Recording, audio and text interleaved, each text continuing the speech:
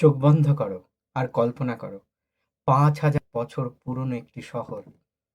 চওড়া সোজা সোজা রাস্তা, পরিকল্পিত ঘরবাড়ি আর মাটির নিচ দিয়ে জল নিষ্কাশনের সুব্যবস্থা, মানে ড্রেনেজ সিস্টেম।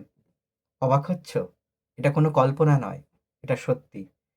আর এই সভ্যতার নাম সিন্ধু সভ্যতা, যাকে ইংরেজিতে বলে ইন্ডাস ভ্যালি সিভিলাইজেশন। আজকের এই ভিডিওতে আমরা এই সভ্যতারই কিছু বৈশিষ্ট্য এবং কিছু তথ্য নিয়ে কথা বলবো।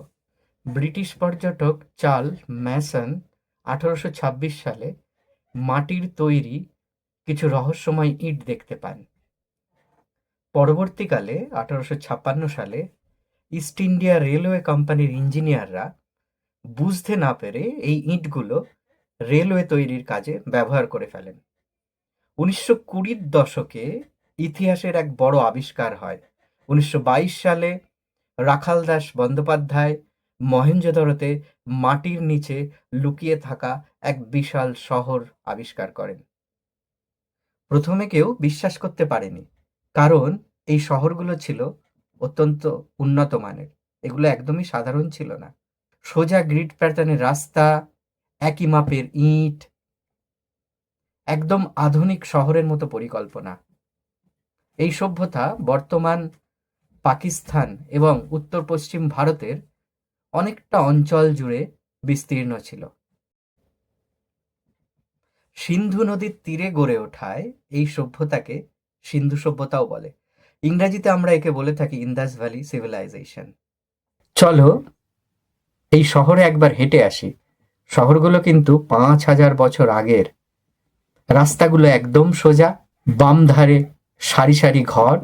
এই ঘরগুলো বানানো আবার ইটের, ইটগুলো আবার একই মাপের।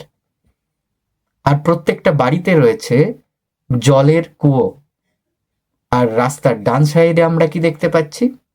সুন্দর ড্রেনেজ ব্যবস্থা, সেগুলো আবার ঢাকা।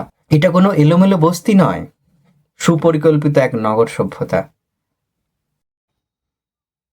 তবে একটা অদ্ভুত বিষয় আছে। ধ্বংসাবশেষ থেকে এখনো পর্যন্ত কোনো বড় বড় রাজপ্রাসাদ পাওয়া যায়নি, বা কোনো মন্দির, মসজিদ, সেই ধরনের কোনো স্ট্রাকচারও খুঁজে পাওয়া যায়নি। তাই আমরা জানি না এই সভ্যতাটাকে চালাতো কারা। এটা কি কোনো আধুনিক মিউনিসিপ্যাল ব্যবস্থা ছিল, নাকি কোনো রাজা চালাতো এটাকে সুনিয়ন্ত্রিতভাবে? সে বিষয়ে ঐতিহাসিকরা এখনো পর্যন্ত কোনো আলোকপাত করতে পারে।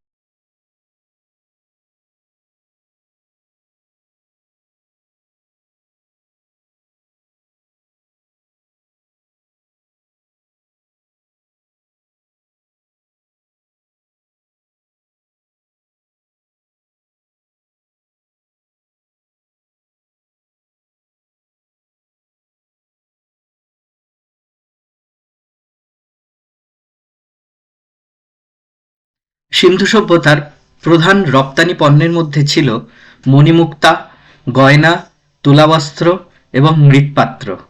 অন্যদিকে তারা আমদানি করত ধাতু, মূল্যবান পাথর এবং অন্যান্য কাঁচামাল। তাদের ব্যবসা বাণিজ্যের নির্ভুলতা বজায় রাখতে ব্যবহৃত হতো মানসম্মত ওজন ও পরিমাপের পদ্ধতি, যা তাদের অর্থনৈতিক কাঠামোর প্রমাণ। সিন্ধু সভ্যতার বাণিজ্য শুধু তাদের অর্থনীতিকেই সমৃদ্ধ করেনি, বরং সংস্কৃতির মধ্যে যোগাযোগ স্থাপন করেছিল। এই বাণিজ্যই তাদের সভ্যতাকে করেছিল শক্তিশালী ও সমৃদ্ধ। ধ্বংসাবশেষের মধ্যে পাওয়া গেছে ছোট ছোট শিলমোহর, যেখানে খোদাই করা আছে অদ্ভুত চিহ্ন, একটি ভাষা। কিন্তু সমস্যা হলো আজও কেউ এই ভাষা পড়তে পারেনি।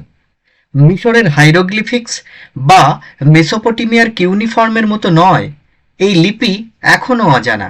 মানে আমরা জানি না তাদের গল্প, তাদের শাসক কারা ছিল, তাদের বিশ্বাস কি ছিল।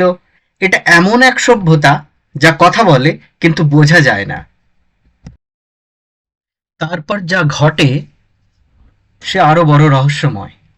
খ্রিস্টপূর্ব 1900 সালের দিকে শহরগুলো ধীরে ধীরে হারিয়ে যেতে শুরু করে।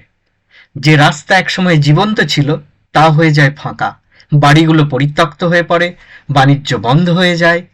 কিন্তু কোনো যুদ্ধের চিহ্ন নেই, বড় কোনো ধ্বংসেরও প্রমাণ নেই। তাহলে কি হয়েছিল? একসময় ধারণা করা হতো বাইরের আক্রমণ, যেমন আর্যদের আক্রমণ এই পতনের কারণ। তবে আধুনিক গবেষণা এই তত্ত্বকে সম্পূর্ণভাবে সমর্থন করে না। অনেকে মনে করেন জলবায়ুর পরিবর্তনের কারণ হতে পারে, সিন্ধু নদীর গতিপথ বদলে গিয়েছিল। আজ বিজ্ঞানীরা মনে করেন প্রাকৃতিক পরিবর্তন, জলবায়ু সংকট এবং অর্থনৈতিক দুর্বলতা, এই সব মিলিয়েই হয়তো সিন্ধু সভ্যতার পতন ঘটে। ভিডিওটি ভালো লাগলে অবশ্যই লাইক এবং সাবস্ক্রাইব করবেন। ভিডিওটি শেষ করার আগে আপনাদের জন্যে 3টি প্রশ্ন রেখে গেলাম, উত্তর আমাকে অবশ্যই কমেন্ট করে জানাবেন। প্রথম প্রশ্ন, সিন্ধু সভ্যতা প্রথম আবিষ্কৃত হয় কবে? হরপ্পা শহরটি কোথায় অবস্থিত? এবং শেষ প্রশ্ন, মহেঞ্জোদারো শহরটি কোন নদীর তীরে অবস্থিত? আজকে এই পর্যন্তই। সবাই ভালো থাকবেন।